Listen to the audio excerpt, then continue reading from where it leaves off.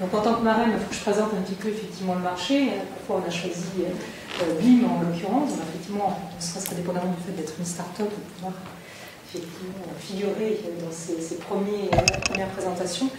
Le marché de la BI est un marché très dynamique. Il y a eu pas mal d'annonces ces derniers temps, de grands acteurs, de plus petits aussi. On voit qu'il y a des mouvements qui sont en train de se faire. Donc c'est un marché qui est encore, je dirais, pas complètement arrivé à la phase de maturité, même s'il y a déjà des grands anciens, et je serai amené à les aborder dans la présentation, donc je ne vais pas revenir dessus. Il y a quelques acquisitions récentes par les grands qui ont été faites. Il y a des acteurs du monde de l'open source qui ont aussi des rapprochements. Il y a aussi l'émergence de solutions sous forme d'appliance qui sont en train d'émerger. Donc là, on voit qu'il y a des choses qui sont en train de se passer. Et puis aussi, il y a des acteurs comme vous qui sortent avec des solutions effectivement en mode SaaS, un petit peu récent, parce qu'il y a quelques années, ça n'existait pas sur ce marché-là. Le SaaS est arrivé avec d'autres applications. C'est un peu nouveau aussi dans le monde de la BI. Donc je pense que c'est aussi intéressant de voir ces aspects-là. Parce que derrière, effectivement, il y a des besoins qui viennent des entreprises. Donc on interroge. On voit émerger et ressentir, qui sont des besoins, parce que les données sont disséminées dans l'ensemble du système d'information, parfois dans de grandes organisations qui ont des sites très très dispersés.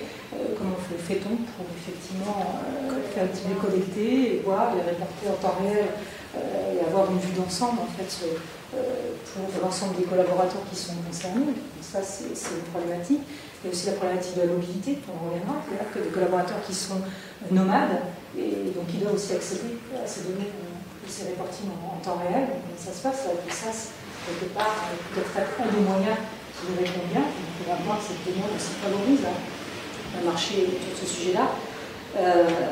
Il y a aussi de plus en plus d'approches et besoins qui sont très métiers, donc on reviendra peut-être aussi dessus, donc avec des particularités, soit sectorielles, soit dans les métiers RH, finance, achat, relations clients. Et sur la relation client, plus particulièrement, pour donner quelques éléments qui sont clés. On a bien terminé une étude sur les enjeux sur des données dans la relation client multicanal qui reprennent un petit peu les éléments que je viens de dire. C'est des données très disséminées dans l'ensemble du système d'information.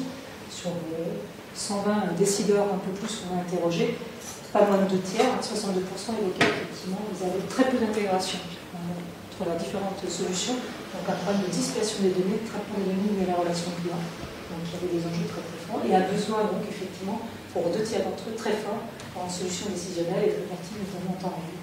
Et donc on a estimé que le marché qui était associé essentiellement pour la relation client en termes de business intelligence avait un potentiel notamment de plus de 4% de croissance aujourd'hui sur le marché français.